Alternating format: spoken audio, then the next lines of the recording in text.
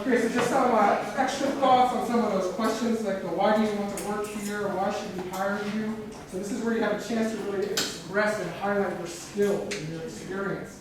Don't be very general with, I just want to work here, or I'm a hard worker. Really talk to that job opportunity, so that when they hear it, they think, because they'll have an idea in their mind of what kind of person should be working here. If you start answering your questions with every other bullet points that they're talking about in the job description, it will fit and piece together more and more that you are a good fit for this company. So, this is some of the questions I just added here for if you can't think of some of the questions you want to ask the interviewer. So for example, Vicky's question is pretty good. She got specific to the cram school, how many students might you have in each of your classes. So that's actually very specific to that job opportunity. Other ways you can talk about, you just want to find out more about the company, more about their environment. How does the person contribute to you? This person is working at the company. This person is working in the team. This is your chance to find out more about the team.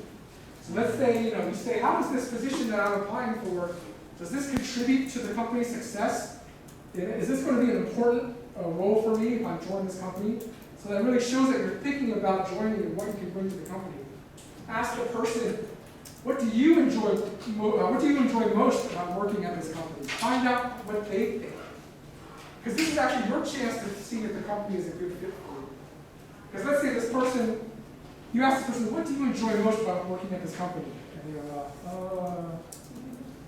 gosh, I don't really like this. Well, why not? Oh, well, we have to work from 8 a.m. We have to punch our card at 8 a.m.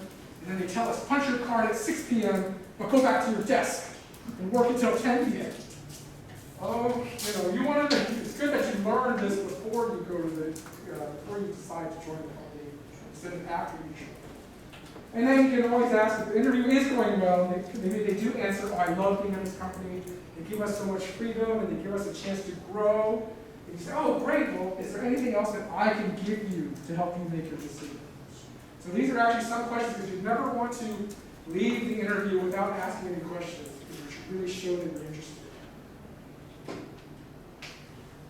Okay, so some additional information just for the job search, internship, search, applications, and process.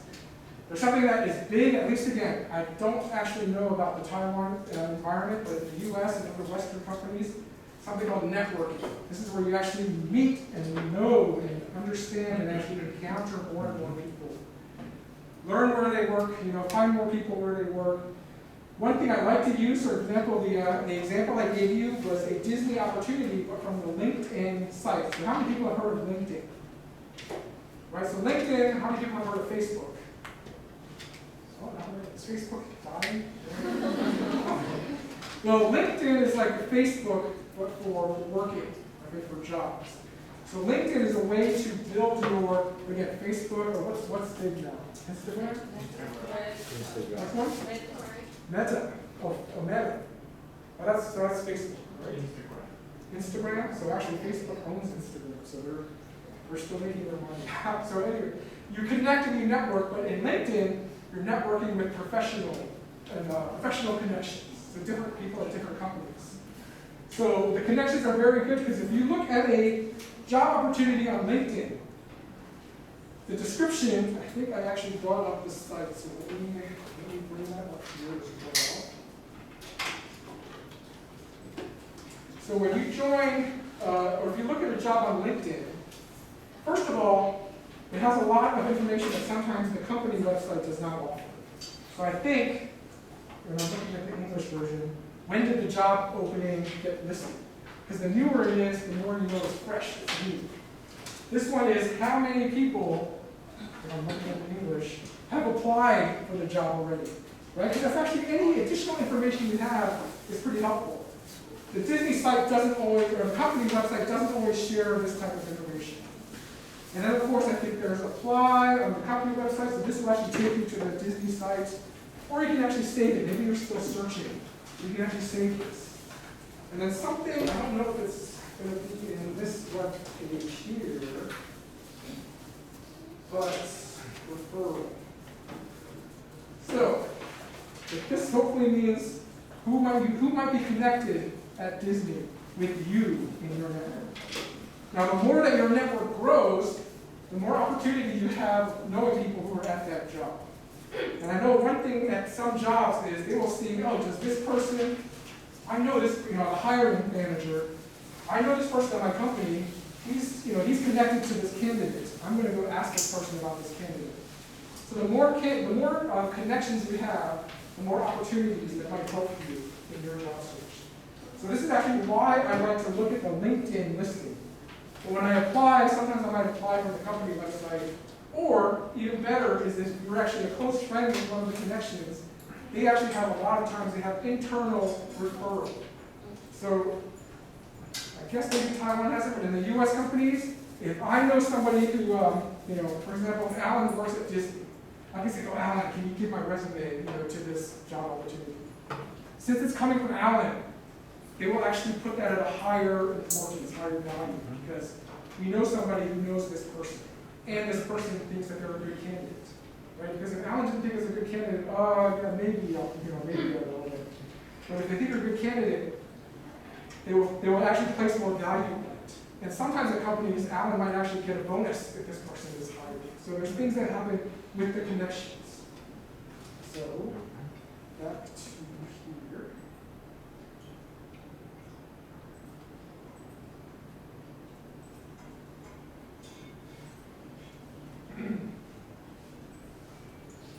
Okay, so that's why I like to use LinkedIn. Referrals, connections, recommendations. The other thing is a lot of recruiters who are from the HR department or even from external companies, they also look at LinkedIn for candidates. And they might actually reach out to you and say, would you be interested in applying for this job? So if you're on LinkedIn, the decisions that what helps them make this decision is they want to see what your previous experience was, who your other connections are, who else are you connected to. And if you're a good match, they might actually come to you to actually join or apply for the company. Now, some other things I wanted to bring up here. So while you're still at YZU, you definitely want to keep learning the things that you're learning in class, right? The different material, the different projects.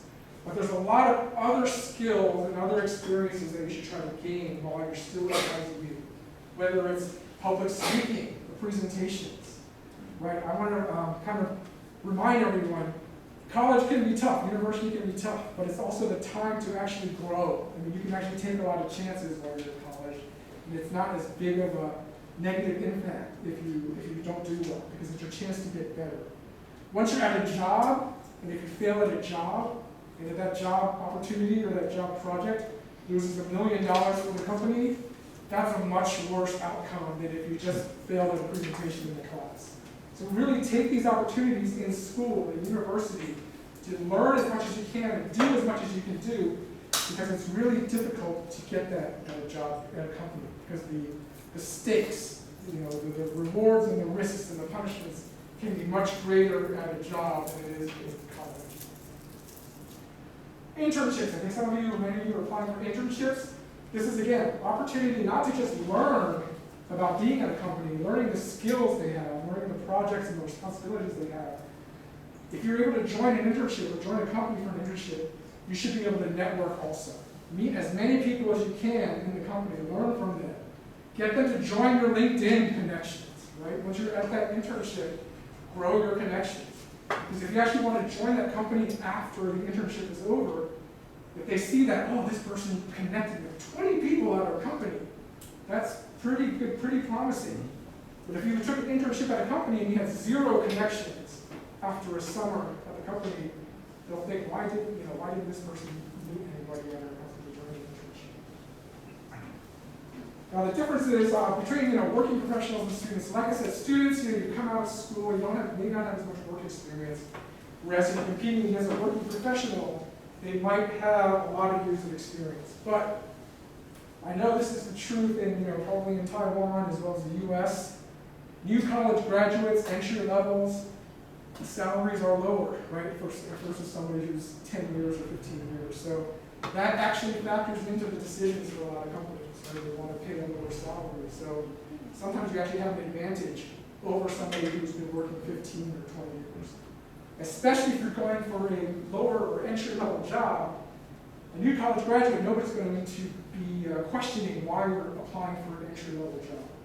But if there's somebody who's been working for 10 or 15 years that's going to an entry-level job, they might actually think, why is this person trying to start over, start something new? What happened? Did something happen? Or maybe they're changing, something happened. So there's differences that you get. But again, in every case, you want to learn as much as you can, connect with as many people as you can, and then grow your network. So I have some questions for you to ask, but I wanted to share an appendix. I talked about other competencies that we actually, when we're interviewing people, that we actually test for. And I just put these examples in the back of the slides. So if you have access to the slides, you kind of hear that you can practice. Now, the reason why I like actually giving these questions, it's almost like getting the questions to a test, right? When you take the test and you know the questions, you can do much better. Now, you might not always get these questions, but if you prepare for them, you'll actually be better off when you're actually in an interview and ready to answer some of these questions. And the big one, again, you always really want these examples of their experience, things that have happened to you, things that you've done. So there's trust. Are you a trustworthy person? Are you honest, reliable? How are you at making decisions? What is your emotional intelligence, your EQ level? Are you aware of other people? Are you empathy? How do you motivate yourself? Like, how do you kind of keep yourself working? How do you kind of make yourself do the job? And then, are you good at project management? These are actually more skills related to certain jobs. And eventually, maybe some of you are going to grow into manager roles. And you're good at supervising others. They want to see if you're good at leading a team. And again, this is something that can happen in school projects. Did you lead the team in a school project? And then I heard we have one final volunteer. Is that right? Who wants to do tell me about yourself? Do we have, we might have another volunteer. 2 volunteers. Okay, first one. Go. Oh, raise your hand if you want volunteers. 1, 2. Okay, why don't you both come up and stand side by side when we ask this question.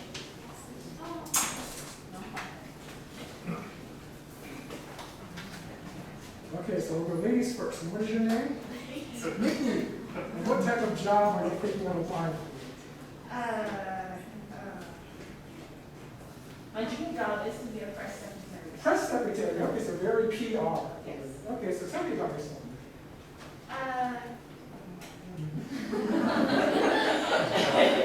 So I've always considered myself to be highly motivated, highly driven, and very respectable. My peers will tell me that I'm a born leader, but I think I'm more relaxed and let everyone, show themselves, and then I can come to my story. I think when I was growing up, I always found myself wanting to explain stuff to people, and as I grew older, it became something that I would naturally do. So if I ask a question without saying why, I'll give you why. And it has put me in a position to go on to be a news reporter, where I worked for 3 years. And I've also worked in category merchandising, and that helped me to communicate with not only consumers, but stakeholders and other partners of the business.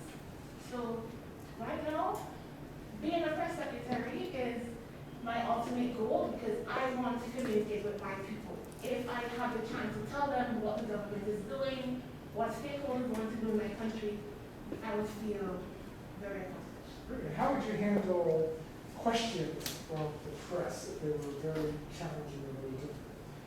Okay, so having been a media professional, when it comes to the press, you have to know how to engage them. So if I'm given questions, I attack the most important questions first, the ones that the government or my superior is currently working on. Therefore, I give you an answer. And for the ones that are less than important, I'll give you a simple, we're working on that, and we'll address it soon. Thank you. And how would you handle questions from the press that's leading into some misinformation, fake information? You have to point it out. I would point out that where did you get this source from? Was it from the government? Was it from our ministerial offices? If it's not, then you have to trust the word that's coming out of our offices. We cannot give credit to anything that is fake or biased. And how would you handle the press who's challenging what's coming out of your office? And they say they don't believe, we don't believe what's coming out of your office. I welcome it.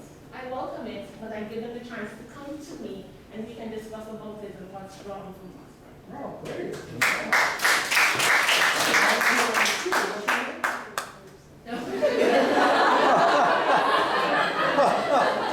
Thank you. I'm Owen. Owen, Yeah. great. What kind of job are you looking I want to apply the marketing manager.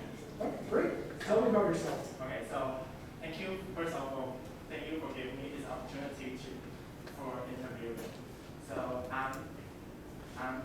So when I was a university student, I would major in strategy communication and minor in innovations and entrepreneurship program. So from my work experience, I have worked in Xinguang Mitsukoshi department store as a gift exchanger and also 85-degree Celsius. Celsius as a counter and the drinks makers, and also I'm in the Taidakran school as a mentor. So from these three positions, I have learned a lot about marketing. Like in our daily life, in like almost every moment, we are also marketing ourselves to others. Like